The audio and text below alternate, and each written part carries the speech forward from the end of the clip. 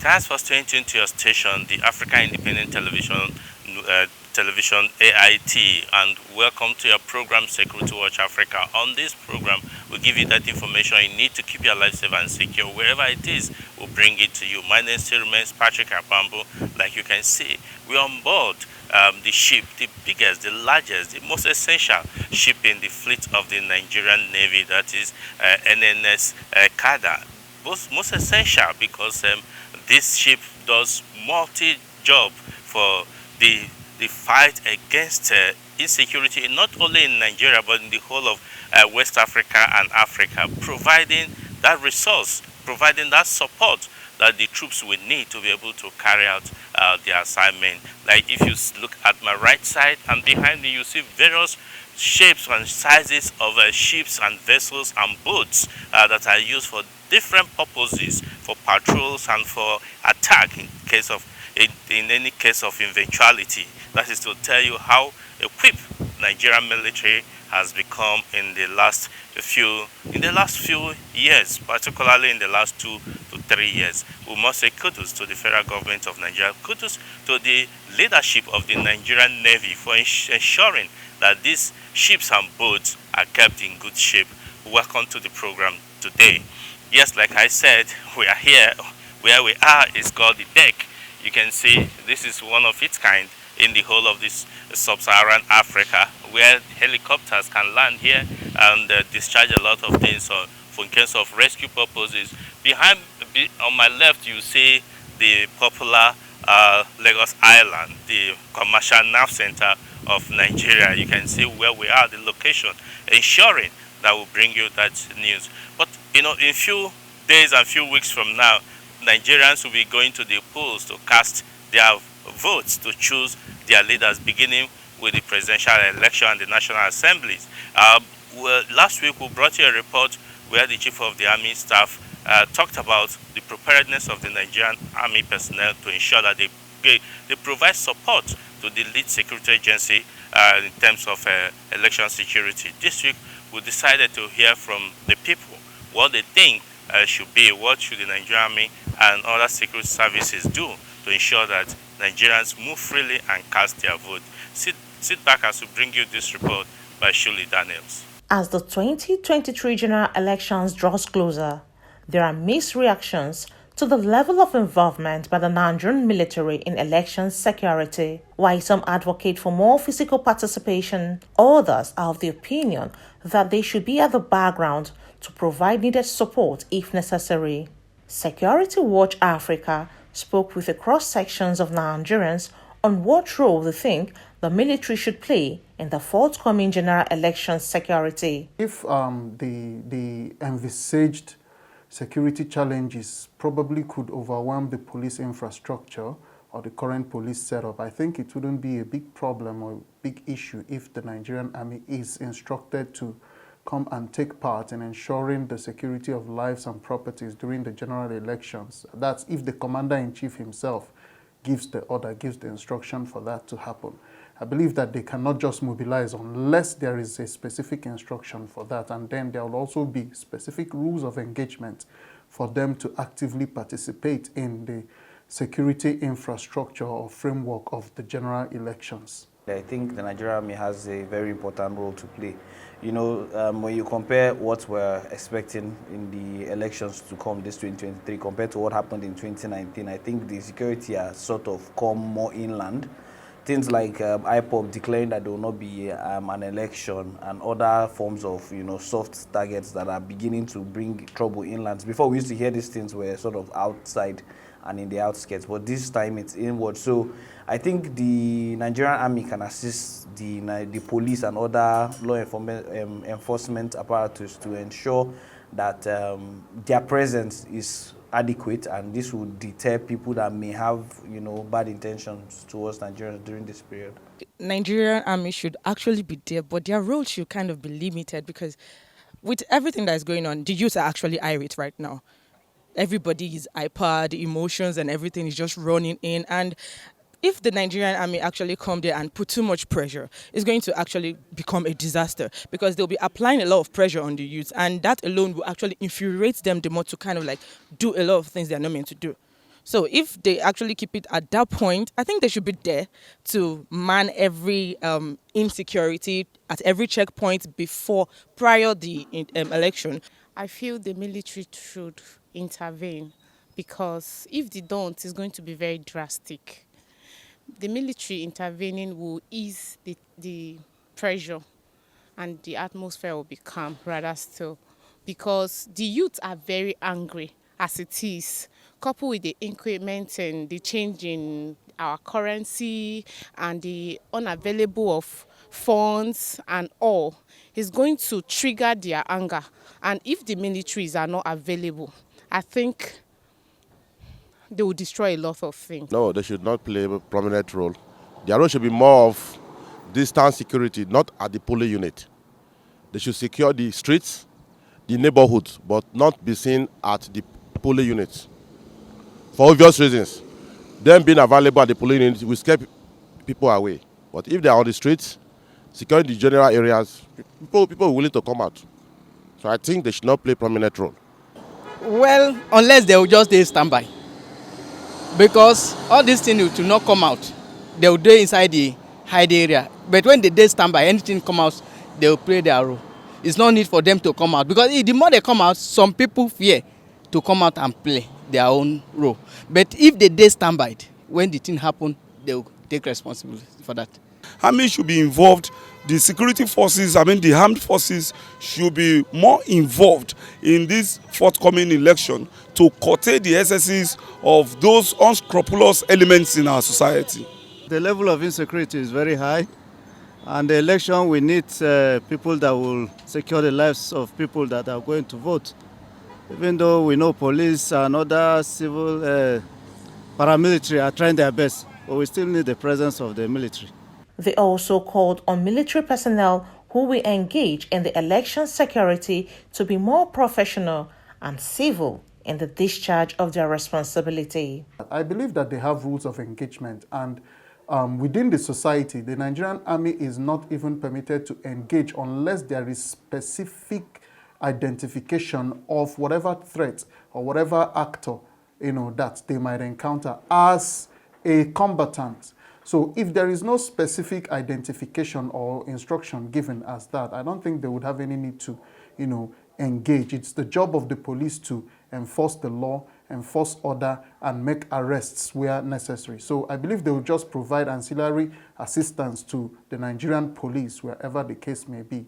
Initially, during the NSAS period, one of the things that you would notice was that in some areas where the army personnel had interaction with the people to let them understand that, see, we're not here to threaten you, we're not here to scare you, we're just here to ensure that we safeguard the life and property of people and ensure that people do the right thing. I think that that's going to work. So it's just, depending on, regardless of the fact that the army would show up and look like they are a force, it's very good if their interaction with the people, they have spokesmen amongst them that can, interact with people and keep people calm. Please, they should just be calm on all of us. They should just maintain the old situation. They should just ground everything for us. Make sure every election sport, every part they are taking the election, they should just make sure people are actually doing the right thing and not trying to jump the queue. They should just maintain everything for us, maintain composure on that day. That's basically what we want from them. I really want the armies to be tolerant aside of their field, which is always to fight. They should be tolerant, you understand? They should accommodate the civilians, which we are the civilians. They should have that hospitality within them. They should understand that even their future depends on good electioneering. In view of that, they should be apolitical. They should focus on the security and resist any temptation to compromise the process. They should act within the rules of engagement. They should not they should not try to sabotage the system.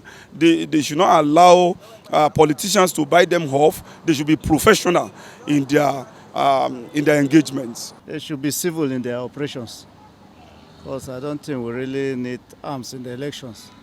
And they should ensure that the votes are cast free and fair. Everybody should feel safe in the process of casting his votes. Shirley Daniels, reporting for Security Watch Africa. welcome back. Like you heard, the Nigerians really can express their mind, and in fact, the need for the military to support other law enforcement agencies in providing security for Nigerians during the election cannot be overemphasized. And I believe that they must be on standby, be behind, and not be on the scene in case of any eventuality. But we pray that there will be anything of such. Yes, we are in the Western Naval Command of the Nigerian Navy, where we are getting information about how this command has been able to do a lot, and so many arrests have been made of vessels and ships that come into our waters to commit one crime or the others. And they have even carried out emergency rescue of some sailors or some shipmen that got trapped or got involved in some accident. In time to come, in subsequent edition, we'll give you the report of what these people are doing. We must commend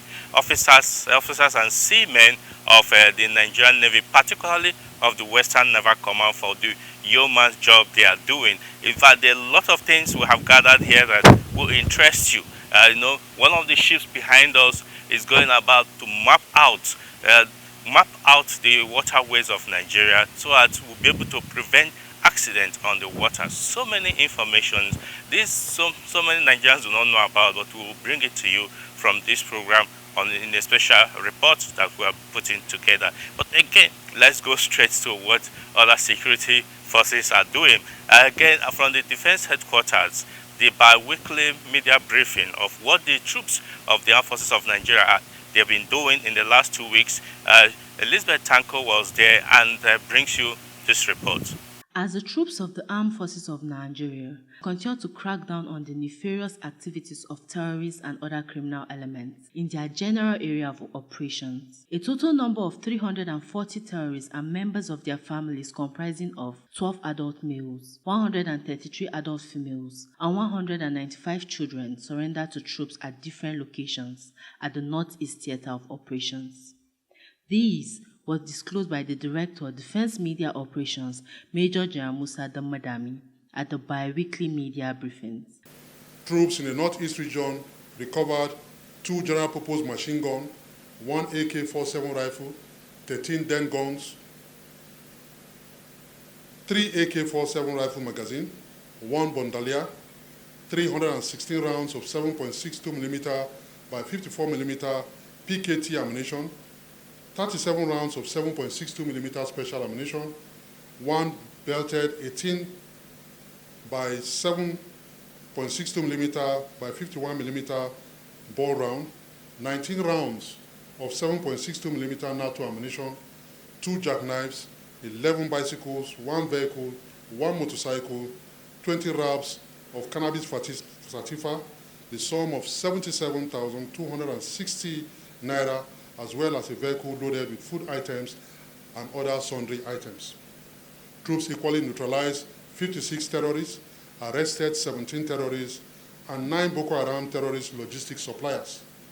Troops also rescued 59 civilians, while a total of 340 terrorists and members of their family, comprising of 12 adult male, 133 adult female, and 195 children surrendered to troops at different locations of the Northeast Theater of Operation. All recovered items, apprehended criminals, and rescued civilians were handed over to the appropriate authorities for further action, while captured terrorists and surrendered Boko Haram and Islamic State of West African Province members and members of their families are being profiled for further action. The director also highlighted some other achievements recorded by the troops, which includes the arrest of 4 Boko Haram Islamic State of West African Province logistics suppliers. He revealed they were arrested at Meina Hari in Biu local government area of Borno State, and some items were recovered. Troops arrested 4 Boko Haram and Islamic State of West African Province logistics suppliers at Manahari in Biu local government area of Borno State. Troops recovered a vehicle conveying 13 jerrycans of automotive gas oil, 2 mobile phones, and the sum of 5,000 naira only. He further added, troops destroyed several illegal refinery sites, equipment and petroleum products, as well as apprehended some suspected criminals. troops discovered and destroyed 40 illegal refinery sites, 136 storage tanks, 66 ovens, 39 wooden boats, 1 generator, 11 vehicles, and 2 tricycles. Additionally, troops recovered and destroyed 222 liters of suspected crude oil, 83,000 liters of illegal refined automotive gas oil, and 1,000 liters of dual-purpose kerosene, while 53 suspected economic saboteurs were also arrested. All recovered items and apprehended suspects have been handed over to appropriate authorities for further action. Major Jaradan Madami commended the troops for their efforts and acknowledged the media for their continued cooperation. I wish to once again convey the Military High Command commendation on troops' efforts in the various theater operations across the country. The media community is also acknowledged for their partnership and continued cooperation with the military and other security agencies in our quest to restore peace and security to our dear country. Elizabeth Tanko, reporting for Security Watch Africa, Abuja. Like you can see, this is one of the responsibilities or the jobs that the Nigerian Navy personnel, particularly here in the Western Naval Command, has been doing, providing the enabling environment for commercial activities in our waters. You can see if there are pirate attack or there are criminal activities on the waters, these activities will not take place. But you can see there's need to always commend these officers that are doing and working so enormously to protect economy and the social life of the people. Welcome to this segment of the program again. Like you had there, a lot of these terrorists and insurgents have been neutralized. Many of them are surrendering to the armed forces of Nigeria with their family members. That is, and a lot of weapons have been recovered from them. We must say kudos to the personnel of the Nigerian armed forces for doing yeoman's job. During the week, we were in Yenagoa, Bayelsa State, and some other adjoining areas in Bayelsa State to assess the security in that state. And we had an exclusive interaction with the Commissioner of Police, CP Benjamin Okolo, on what he and his men are doing to ensure that the state remains one of the peaceful and the most safest states in the country. And he spoke with us, and our report is put together by Ernest Enunegu. Sit back as we bring you our report. In line with the priority of Nigeria's Inspector General of Police, IGP Usman Alkali Baba, to the security of lives and properties of citizens, the Bayelsa State Commissioner of Police, CP Ben Okolo, has disclosed that the state under his command will continue to maintain its position as one of the safest states in the country. CP Okolo spoke exclusively with Security Watch Africa in his office in Yenagoa, the Bayelsa State capital. One of the crimes that has been disturbing the command. A couple of very important personalities were being targeted, particularly bankers and some successful traders here.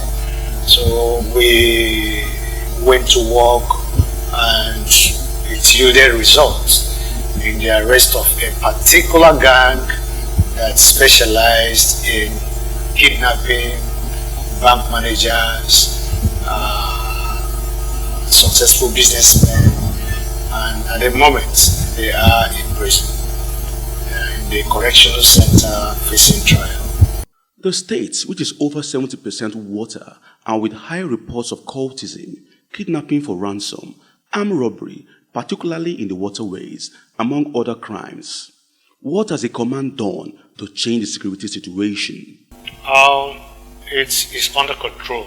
That's what I would say. That it's not the way it used to be in the past. A lot of them has been arrested, and we're doing a lot of proactive action. Using intelligence to ensure that those who make trouble are nipped in the bud and investigated. They are connected. Several of them have been charged to court, and we'll be monitoring activities of other gang or cult known members. So to a large extent, it has not been eradicated. We are working on that, not through only kinetic efforts. We're using some other non-kinetic efforts like advocacy, talking through a lot of groups to to ensure that the state remains safe. So to a large extent, I would say that cultism has been brought under reasonable control at the moment. On the recovery of arms and ammunition in the hands of non-state actors, the Commissioner of Police spoke on this and other achievements by the police in the states. Several arms have been recovered by the command. Several has been recovered by Operation Delta Safe, which the headquarters is here. There are still some arms out there, but to a large extent, I would say the exercise has been useful and successful, and it's a continue and will continue. CP Okolo commended the Inspector General of Police for his style of leadership. The present IG is very proactive, very supportive, and a professional to the core. He has ensured that commands under him play or operate in line with the rules. And what I see is that once you play in line with the rules, there are extant laws to play within the rules. You will not encroach on people's rights, fundamental rights, discipline. He has improved a lot of things about our discipline, because that is the core area of operations. If you're not disciplined, you cannot function. So he has enhanced our disciplinary procedures to a large extent. Then to crown it all, he has brought in a lot of operational assets to support us, like APCs, like marine assets, body armors, arms, ammunition, and a lot of logistics, communication logistics. So I would say that his tenure actually has been a very fruitful and successful one.